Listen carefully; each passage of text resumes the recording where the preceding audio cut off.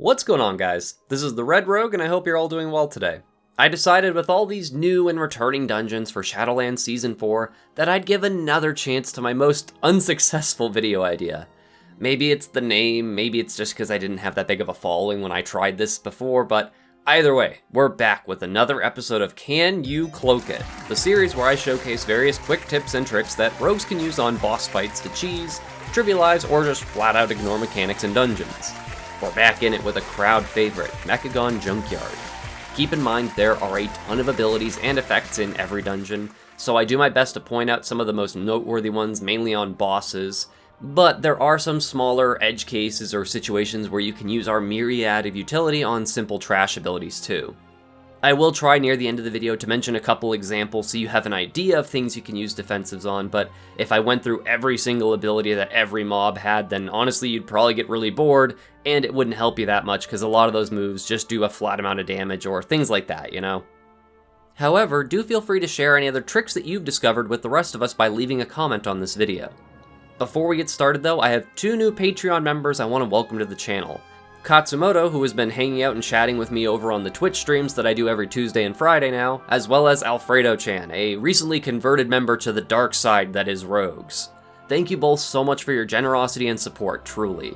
I have plenty of other video ideas in the works and hope that they continue to provide entertainment and education for you folks. Now, let's get into Mechagon Junkyard, which has quite a lot of moves that we can mitigate with our robust defensive toolkit. Due to the boss order changing on a weekly basis, thanks to that flying jerk robot in the sky that drops the walkie-talkie bots, these will be done in no particular order, and I will try to add timestamps when talking about particular bosses or sections of the dungeon. We'll start by heading down to Gunker, as there are quite a lot of cheesy tricks that we can use in this area. To spawn Gunker, you have to kill 3 toxic monstrosity slime ads.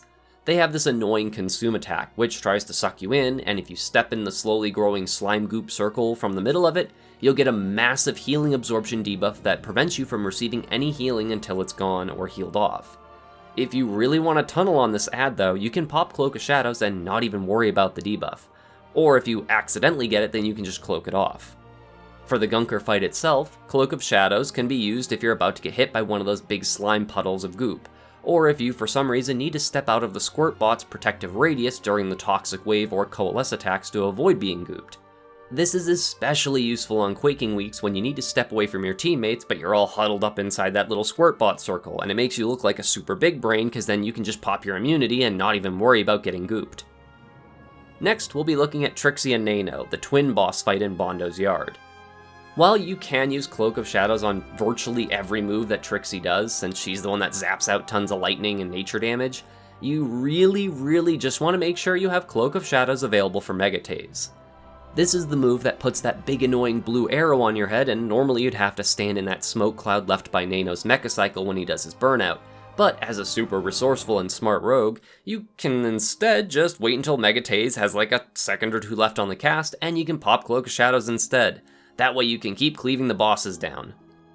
Next is King Gobbamak, who's kind of a bit of a troll for a boss fight. I mean, technically he's a trog for a boss fight, but it's because if you cloak one of his moves, you actually end up making the fight harder for your group. Since I'm not quite enough a jerk to do this in a real key, I'll just show you what I mean in this example in a heroic dungeon. The charged smash attack is a nature damage soak mechanic that your tank gets and everybody in the group is supposed to get into. And when you do get hit by it, you receive an electrical charge debuff that does a bit of nature damage. This debuff is then used to power one of the additional pylons or spinny robot to annihilate all the little trogs that King Gobbamak summons to fight him, because all you do is you move next to one of those things, then it gives it the power and it takes the debuff off you. However, if you cloak during this debuff or during the soak, you do not receive the electrical charge debuff, so you'll be losing out on that very important pylon zappy damage. So for once, this is a time you do not want to cloak under any circumstances. Don't worry though, because we do still have a trick up our sleeves to make this fight a little easier. The rumble attack is considered AoE, and even if you avoid the falling rocks, you do still take constant ticking damage while the move's being cast. So while it's being cast, just pop feint and you'll mitigate a ton of the damage. Lastly, we have the HK8 Aerial Oppression Unit. Again, another boss with multiple nature damage type abilities that we can use Cloak on. However, you want to avoid using this almighty defensive until phase 2, unless you get stuck in a really bad situation that's going to get you killed, because this next trick will have everyone jealous that they're not rogues. Once you destroy the Tank Buster Mark 1 in the first phase, you need to run up one of those overcharged station ramps and get to the top and click on the pylon, which results in a channeled effect that eventually causes the oppression unit to fall from the sky so you can burn the crap out of it. To get up to the overcharge station, you need to avoid multiple patrolling sentry bots and lightning zapper things that stun you, and it sucks. But not only does Cloak of Shadows let you run right through all those lightning zappers, but it makes you immune to being caught by the sentry bots, so you can literally just pop Cloak and sprint up the ramps and beat literally your entire team to the top. And while this next part isn't specifically a rogue trick, if you happen to be Venthyr, then you can place your Door of Shadows to skip over a bunch of this stuff as well. And right now a majority of rogues are Venthyr, so it's kind of an extra tip for us too. As I mentioned earlier, there are many trash mobs that you can use Cloak, Vanish, Feint, and Evasion on. However, this video would get way too long to cover every single trash mob ability, and really most of the ones in this dungeon aren't super mandatory anyhow. I will give you folks a few decent examples that you might prove handy though. The Scrapbone Shamans, when you're heading to King Gobbamak, have two abilities. They'll cast Stone Skin on themselves, which is just an interrupt, and it makes them take less damage and makes them immune to crowd control. Their second move, Grasping Hex, is far, far more annoying and dangerous though. This move should never get cast either because it is interruptible, but if for some reason the cast goes off, it will root everybody in the group and deals ticking shadow damage. Now, roots are already pretty annoying, but there are also multiple adds that do major damage frontal cones in this area. So if you need to get rid of this, you can use Cloak of Shadows to remove the debuff since it is magic. Or you can pop Vanish, which will remove you from roots and snares, so it removes the debuff from you as well. The weaponized crawlers, those spider tank looking things, can also do a very large amount of damage to your group, so having defensives for them can be kind of handy. Shock Coil is a group-wide nature damage over time effect, and you can use Cloak of Shadows for it. However, there is also the Scrap Cannon ability, which will target one person and do a frontal cone at that person, and it is fire damage. This means it is also able to be mitigated and immune with Cloak of Shadows. Another fairly annoying add in Junkyard is the malfunctioning scrap bots.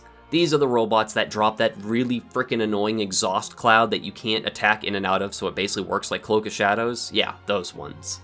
Their main damaging ability is Gyroscrap, which basically works like the Warrior Bladestorm ability. You are able to use the evasion defensive to just stand in that circle and beat the crap out of them as long as you're facing them the whole time, because you can't dodge something if it's behind you, unfortunately. For Outlaw though, you won't even need to worry about that, as Acrobatic Strikes gives you just enough melee range where you can hit this ad even while it's doing Gyroscrap without using any defensives, as long as you stay at max range. Anyways folks, that about wraps it up for Mechagon Junkyard and my tips and tricks for it.